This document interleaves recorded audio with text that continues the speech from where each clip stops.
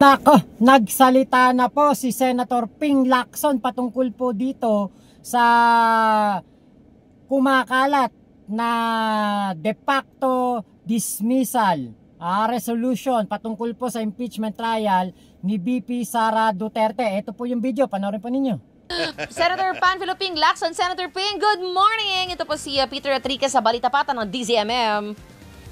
Yeah, good morning, Ms. Rica, and Boss Peter, magandang umaga. Sa mga sumusubaybay, magandang umaga rin. It's Balik good na. to hear from you, Yes. Senator. Natutuwa kami, and so congratulations to you.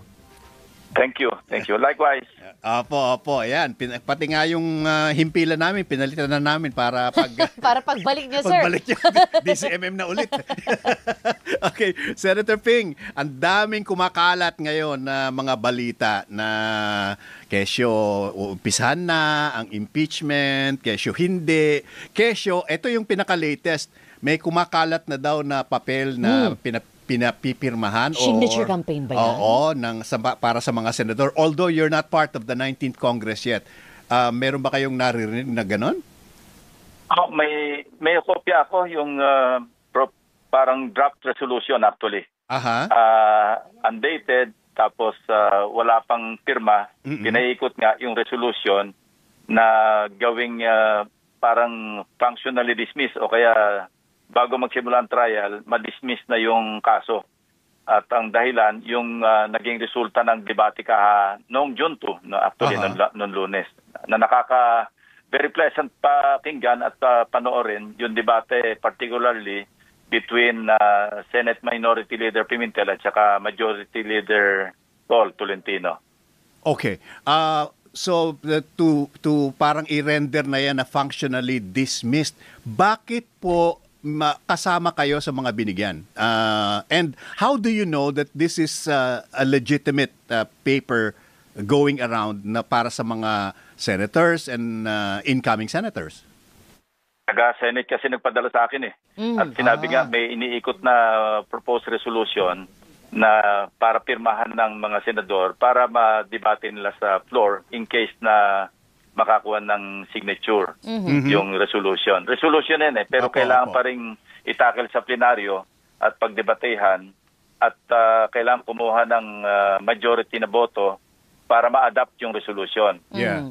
Pero yon ay isang resolution lang na pwede naman sigurong questionin sa Korte Suprema. Yeah. At kung magtatagumpay yung magpe-petition, pwedeng mag-issue siguro ng mandamus o kung ano man ang tawag doon ang Korte Suprema para i-compel ang Senado na ituloy yung impeachment. Kasi hindi pa naman ito yung trial proper. Opo. Na kung saan unappealable at saka hindi reviewable ng anumang korte kung ano man ang magiging decision ng Senado tungkol sa pagka-trial na, no, yung conviction or acquittal. Either way, final yon, hindi na pwedeng i-appeal. Pero dahil ito ibang usapin at merong question ng batas o constitutional lang ang usapin, pwede sigurong, hindi ako lawyer, pero ito lang yung base sa aking pakipag-usap din sa mga nakakaalam, yung mga learned na mga abogado. Opo, etong hawak po namin ngayon yung hard copy nitong resolution, kung ito man po yun, ang nakalagay po ay resolution declaring the de facto dismissal of the impeachment case against Vice President Sara Zimmerman Duterte by operation of the 1987 Constitution. Kung tama po naman yung aming pag-intindi dito sa mga whereas, kung halimbawa po magkaroon ng majority signatories dito sa present members of the Senate, effectively, this will doom, no? This will end the impeachment trial. Correct po ba, Senator Ping? Correct. Ipo-formalize lang yan sa plenaryo kung saan i-adapt yung resolution. At kung nakapirma yung majority na ng senador, good as carried or adopted yung resolution na yan. Po. Pero sabi ko nga kanina, hindi pwedeng sabing final na yan. Kasi kung merong magdudulog sa Korte Suprema at i-compel ang Senado, hindi, mali yung inyong interpretation at kailangan na mag-conduct kayo ng trial dyan. Mag-convert kayo into an impeachment court at mag-conduct kayo ng trial. Pwede siguro mangyari yon. Hindi penal yung Opo. resolution ng Senado. Opo, nakasulat po dito, Sir, a decision of conviction requires the concurrence of 2/3 of all members of the Senate. The trial shall forthwith proceed after the articles of impeachment have been transmitted. Hindi pa po natin alam kung ilan po ba talaga yung okay dito sa kung magta-trial ba tayo o hindi. Kaya po ba alanganin pa rin at nagkaroon ng ganitong sulat na kumakalat? Yung 2/3, hindi, mabuti pa kayo, hard copy yung hawak nyo. Ako, soft lang. Print namin sa inyo, sir. Anyway, yung trial, yun ang nagre-require ng 2/3 votes, or 16 of 24 senators. Pero kung resolution na ganyan, I think majority lamang yung kailangan kasi hindi pa naman yan na conviction na or yung acquittal na nagre-require naman ng 9 at least 9 votes, Opo. Yeah. So yon, ibang usapin yan, kaya majority lang yan kasi Senate resolution yan, hindi naman yan as an impeachment court Opo. Yes, okay. Nakalagay po dito sa hard copy hawak namin, Senator Ping, nakalagay dito, introduced by senators. Walang nakalagay kanino. Blanco. Oo, Correct. opo eh. Oo, so ano ba ito? Nanliligaw pa ng mga pipirma senador at tingnan natin kung sino yung mga unang pipirma. Pwede po Ayan. ba to, sir, na walang pangalan kung kanino nang galing yung resolution o sino nagpapaikot?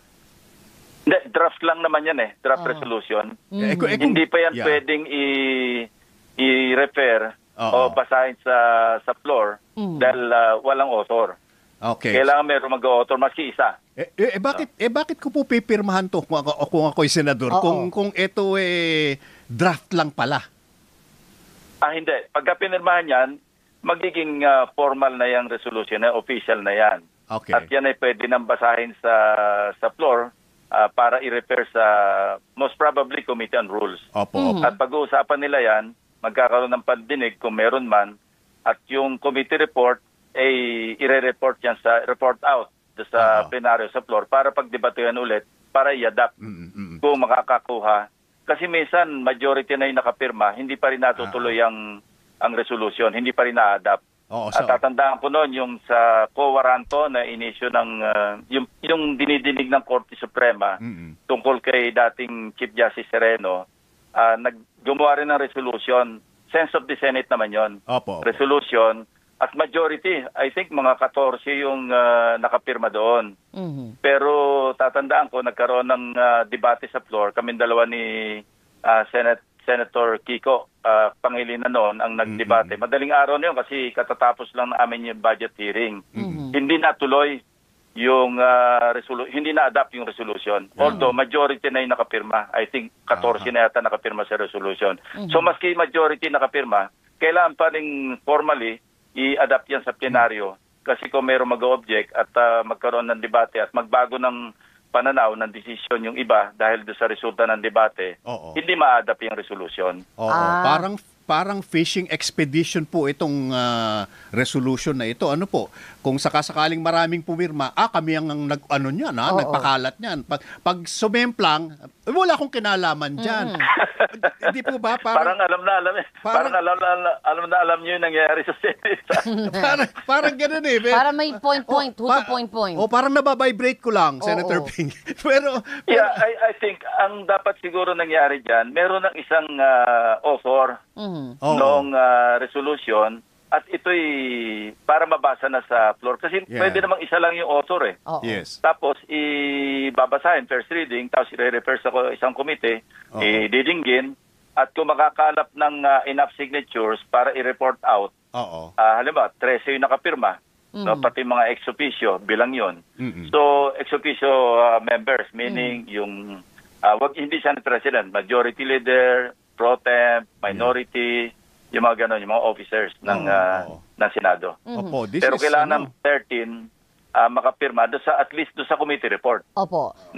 Para pag may pumirma, sir, this only becomes a resolution na may author na. This does not cancel out the impeachment proceeding so far. Kaya nga, dapat, ang tawag talaga dyan, draft resolution. Undated, saka walang author. Pero kung may mag-author dyan na maski isa, pwede nang basahin sa floor yan. Oo. Pagkatapos, ma-refer na sa komite. Pero tuloy pa rin po yung impeachment proceeding hanggang hindi ito na pagdedesisyonan. Oh yes, definitely. Kasi wala pa namang resolution na matatawag dahil nga walang pirme, wala pang author eh. This is getting to be very confusing, Senator Ping. Sa totoo lang. Another ball. Sa mga magpapakonfuse, talagang very confusing. Intindihin daw natin. Akala namin, paasa eh. Akala namin, magsisimula na kagad nung ipinasa ng lower house. So, dinelay. Eto, delaying tactic. Tapos sinabi June 2, dinelay na naman.